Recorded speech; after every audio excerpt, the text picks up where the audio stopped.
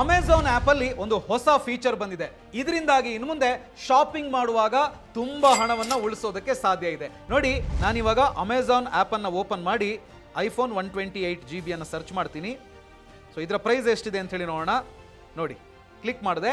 So ಈಗ ಇದರ price 66,900 ರೂಪಾಯಿಯನ್ನ ತೋರಿಸ್ತಾ ಇದೆ. ಹಾಗಿದ್ರೆ ಈ ಪ್ರೈಸು ನಿಜವಾಗಿ ಕೂಡ ಸರಿನಾ, ಅಥವಾ ನಾವು ಹೆಚ್ಚು ಹಣವನ್ನ ಕೊಡ್ತಾ ಇದೀವಾ, ಅಥವಾ ಈ ಫೋನ್ ನಮಗೆ ಕಡಿಮೆ ಪ್ರೈಸ್ಗೆ ಸಿಗ್ತಾ ಇದೆಯಾ? ಯಾಕೆ ಅಂತ ಹೇಳಿದ್ರೆ ಕೆಲವೊಮ್ಮೆ ಇವರು ಪ್ರೈಸ್ ಅನ್ನ ಜಾಸ್ತಿ ಹಾಕಿ ಮಾರ್ತಾರೆ. ಸೊ ಇದನ್ನ ತಿಳ್ಕೊಳ್ಳೋದು ಹೇಗೆ ನೋಡಿ, ಇಲ್ಲಿ ಆ ಹೊಸ ಫೀಚರ್ ಇದೇನೆ, ಪ್ರೈಸ್ ಹಿಸ್ಟ್ರಿ ಅಂತ ಹೇಳಿದೆ. ಸೊ ಇದನ್ನ ಕ್ಲಿಕ್ ಮಾಡಬೇಕು. ಸೊ ಈ ಪ್ರೈಸ್ ಹಿಸ್ಟ್ರಿಯನ್ನು ಕ್ಲಿಕ್ ಮಾಡಿದ ಕೂಡಲೇ ಲಾಸ್ಟ್ 30 ಡೇಸ್ ಅಲ್ಲಿ ಇದರ ಪ್ರೈಸ್ ಎಷ್ಟಿತ್ತು ಅಂತ ಹೇಳಿ ತೋರಿಸ್ತಾ ಇದೆ. 66,900 ರೂಪಾಯಿ ಇತ್ತು. ಸೊ ಒಂದಿಷ್ಟು ಕೂಡ ಕಡಿಮೆ ಆಗಿಲ್ಲ ಲಾಸ್ಟ್ 30 ಡೇಸ್ ಅಲ್ಲಿ. ನಾನಿವಾಗ 90 ಡೇಸ್ಗೆ ಹೋಗ್ತೀನಿ. ಈಗ ನೋಡಿ, ಲಾಸ್ಟ್ 90 ಡೇಸ್ ನೋಡಿದ್ರೆ ಪ್ರೈಸ್ ಕಡಿಮೆ ಆಗ್ತಾ ಬಂದಿರೋದು ಕಾಣಿಸ್ತಾ ಇದೆ.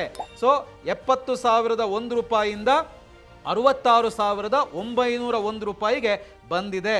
ಸೊ ಲಾಸ್ಟ್ 90 ಡೇಸ್ದು ಪ್ರೈಸ್ ಚೆಕ್ ಮಾಡಿದಾಗ ಈ ಫೋನ್ ನಮಗೆ ತುಂಬಾ ಕಡಿಮೆ ಬೆಲೆಗೆ ಸಿಗ್ತಾ ಇದೆ ಅಂತ ಹೇಳ್ಬೋದು.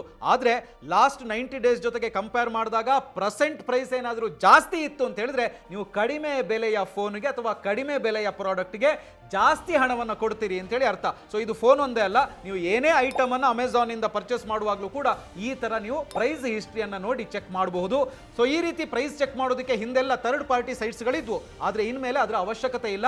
ಅಮೆಜಾನ್ ಅಲ್ಲೇ ಡೈರೆಕ್ಟ್ ಆಗಿ ಪ್ರೈಸ್ ಚೆಕ್ ಮಾಡಿ ನಿಮಗೆ ಸೂಕ್ತವಾದಂತ ಪ್ರಾಡಕ್ಟ್ ಅನ್ನ ಕಡಿಮೆ ಬೆಲೆಗೆ ಸಿಗ್ತಾ ಇದೆಯಾ ಅಂತ ಹೇಳುವಂತದನ್ನ ನೋಡಿ ನೀವು ತಗೋಬಹುದು. ಸೊ ಈ ಇನ್ಫಾರ್ಮೇಶನ್ ನಿಮಗೆ ಇಷ್ಟ ಆಗಿದೆ ಅಂದ್ರೆ ಪ್ರತಿಯೊಬ್ಬರಿಗೂ ಕೂಡ ಇದನ್ನ ಶೇರ್ ಮಾಡಿ.